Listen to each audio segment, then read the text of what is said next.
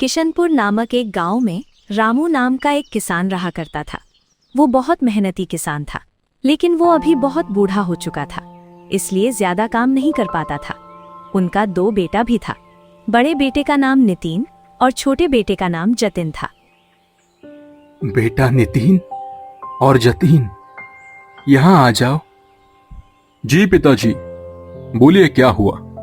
तुम दोनों जाओ खेत, गाय के लिए कुछ चारा काट लाओ।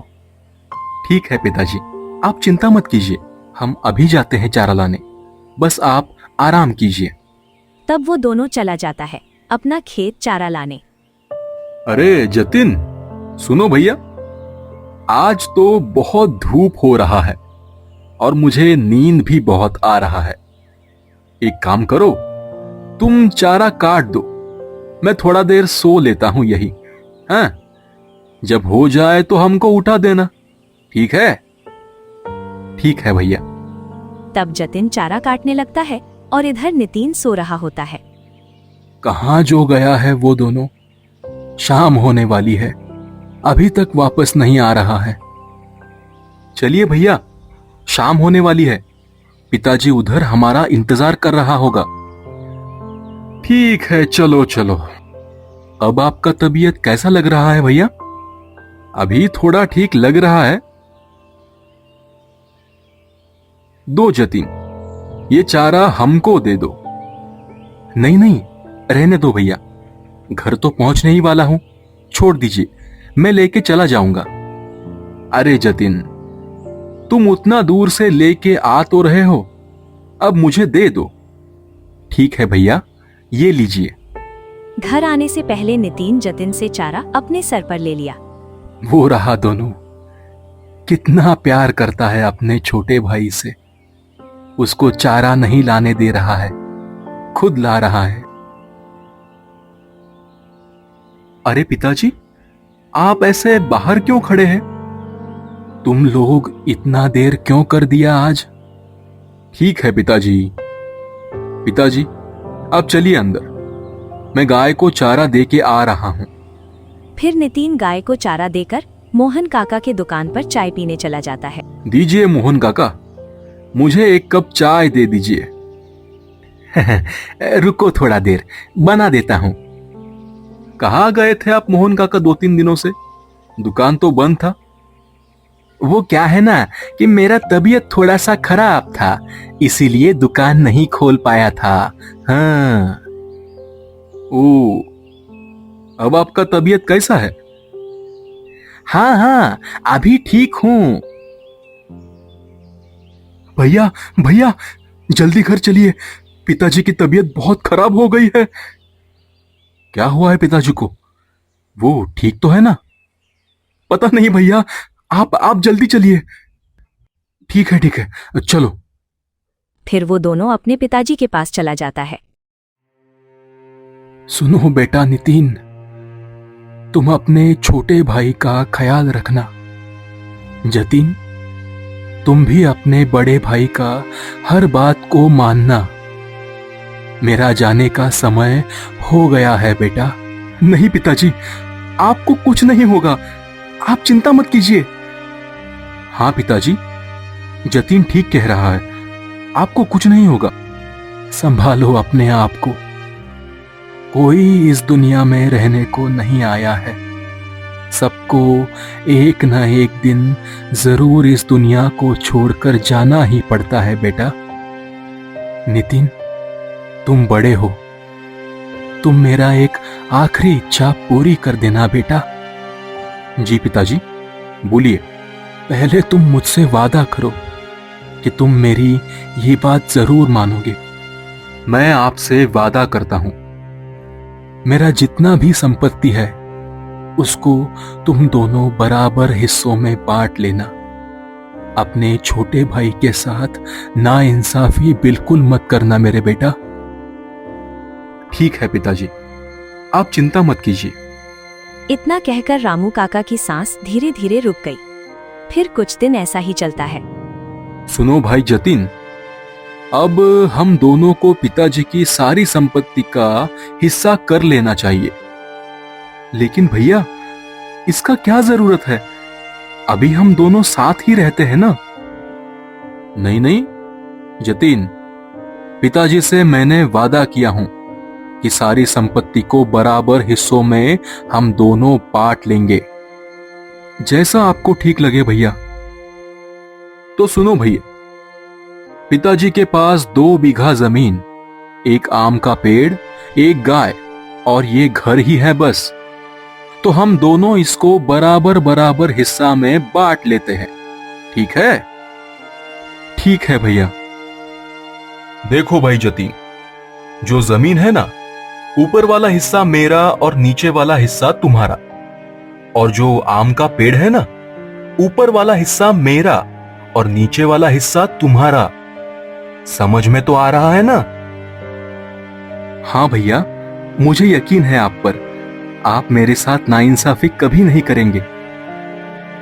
अरे, तुम्हारे साथ मैं नाइंसाफी कैसे कर सकता हूं? तुम तो मेरे इकलौते भाई हो। अब ये घर और एक गाय बचा है, इसको भी हम आधा आधा हिस्सा कर लेते हैं, ठीक है? हाँ भैया। तो गाय का आगे वाला हिस्सा तुम्हारा और पीछे वाला हिस्सा मेरा। और ये जो घर है ना, अंदर वाला हिस्सा मेरा और बाहर वाला हिस्सा तेरा, ठीक है? ठीक है भैया, आपको जो सही लगे आप वही कीजिएगा, मुझे कोई दिक्कत नहीं। फिर कुछ देर बाद रात हो जाती है। चलो भाई जतिन, अब बाहर जाओ, तुमको आज से बाहर सोना होगा।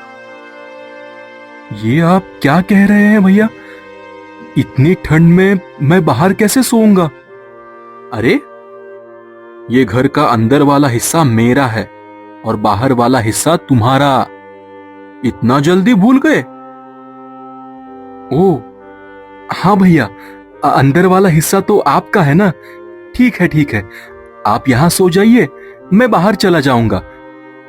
नितिन आराम से अंदर सो गया और उसका छोटा भाई जतिन पूरी रात ठंड की वजह से कपकपाता रहा।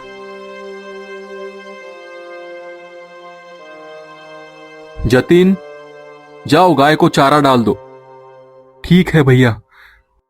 भैया, मैं पूरा दिन गाय का देखभाल करता हूं, मुझे भी थोड़ा सा दूध दे दीजिएगा।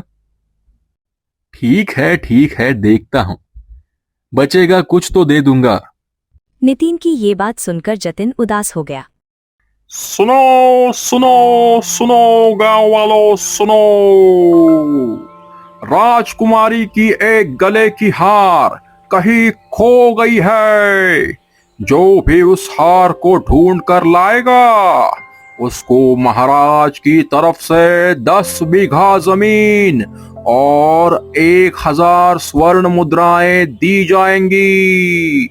सुनो सुनो सुनो गांव वालों। कहां खोया है किसको पता? जिसको भी मिलेगा वो तो माला माल हो जाएगा। अगर वो हार मुझे मिल जाए तो मेरा तो किस्मत ही बदल जाएगा। फिर जब रात को जतिन घर के बाहर ठंड में बैठा हुआ था। बेटा जतीन, कैसा है रे? पिताजी, पिताजी आप मुझे छोड़कर क्यों चले गए? पिताजी, मुझसे अब ये नहीं हो रहा। पिताजी, मुझसे तेरा ये दुख देखा नहीं जा रहा है रे। संभालो अपने आप को बेटा। आज मैं तुमको कुछ देने आया हूं।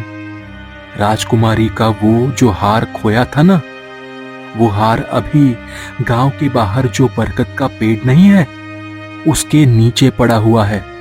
जाओ, उसको लेके आ जाओ। इतना कहकर रामू काग गायब हो गया। रात को पिताजी मुझे सच में दिखाई दिए थे या ये मेरा कोई सपना था? गांव के बाहर वाला पेड़ के पास जाके देखता हूं, क्या वो हार सच में अब भी वहां होगा? फिर जतिन उस पेड़ के पास चला जाता है। अरे, ये तो सच में वही हार है। चलो, जल्दी जल्दी महाराज के पास चला जाता हूं। अरे अरे अरे, रुको रुको, तुम कौन हो? अंदर क्यों जा रहे हो? मेरा मेरा नाम जतीन है। मुझे वो हार मिला है, मुझे मुझे महाराज के पास ले चलिए। ठीक है, चलो। महाराज, मुझे राजकुमारी जी का वो बेशकीमती हार मिला है। तुमको ये हार कहां से मिला? मैं खेत में काम करने जा रहा था, तभी मुझे रास्ते में एक पेड़ के पास ये मिला। ठीक है, तुमको तुम्हारा इनाम मिल जाएगा। जतीन, तुम आज ऊपर सो जाओ, मैं नीचे सो जाता हूं। वो मैं ये पूछ रहा था कि महाराज ने तुम्हें क्या इनाम दिया है? महाराज ने कहा मिल जाएगा इनाम, चिंता मत करो। ठीक है, ठीक है, अभी सो जाओ।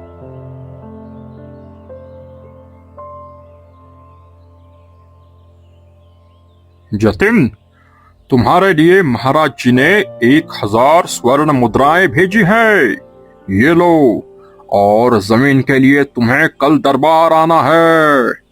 वो सिपाही जतिन को स्वर्ण मुद्रा देकर वहां से चला गया। नितिन के मन में वो स्वर्ण मुद्रा देखकर लालच आ गया। जतीन, चलो वो स्वर्ण मुद्राएं निकालो, हम दोनों आधा आधा हिस्सा बांट लें। ये आप क्या कह रहे हैं भैया? ये स्वर्ण मुद्राएं तो मेरा है ना, तो मैं आपको इसमें से हिस्सा क्यों दूं? ज्यादा बोलो मत। तुम्हें याद नहीं पिताजी ने क्या कहा था? हमारा जितना भी संपत्ति होगा, हम दोनों उसका बराबर से हकदार है। नितिन उसके छोटे भाई से आधा स्वर्ण मुद्रा ले लेता है। तब जतिन उदास मन से मोहन काका के चाय के दुकान पर आकर बैठ जाता है। अरे बेटा जतिन, क्या हुआ? इतने उदास क्यों लग रहे हो तुम? तुमको तो आज बहुत खुश होना चाहिए, तुम्हारा तो किस्मत ही बदल गया है। नहीं मोहन काका, पिताजी के जाने के बाद तो मेरी जिंदगी जैसे जैसे नरक बन चुकी है। क्या हुआ रे? तुम ऐसा क्यों बोल रहे हो? तब जतिन मोहन काका को सारी बात बता देता है। ये नितिन तुम्हारे साथ सरासर नाइंसाफी कर रहा है। चलो तुम मेरे साथ, मैं उससे बात करूंगा। फिर मोहन काका नितिन के पास आ जाता है। नितिन, तुम अपने छोटे भाई के साथ ऐसा क्यों कर रहे हो? ए मोहन काका, ये हमारा घर का बात है, इसमें आप कौन होते हो बोलने वाले? मैं कौन होता हूं? ठीक है बेटा, तुमको अभी पता चल जाएगा कि मैं कौन होता हूं। चलो जतीन, महाराज के पास चलो, इसको तो अब वही सबक सिखाएंगे। नहीं नहीं जतीन, मुझे माफ कर दो, मैं तो तुम्हारा भाई हूं। महाराज से मेरा शिकायत मत करो, मैं तुमको तुम्हारा स्वर्ण मुद्रा और पिताजी के संपत्ति का आधा हिस्सा दे दूंगा। अब आया ना लाइन पर। फिर जतिन उन पैसों से अपना एक नया घर बना लिया और सुखी से अपना जिंदगी गुजरने लगा।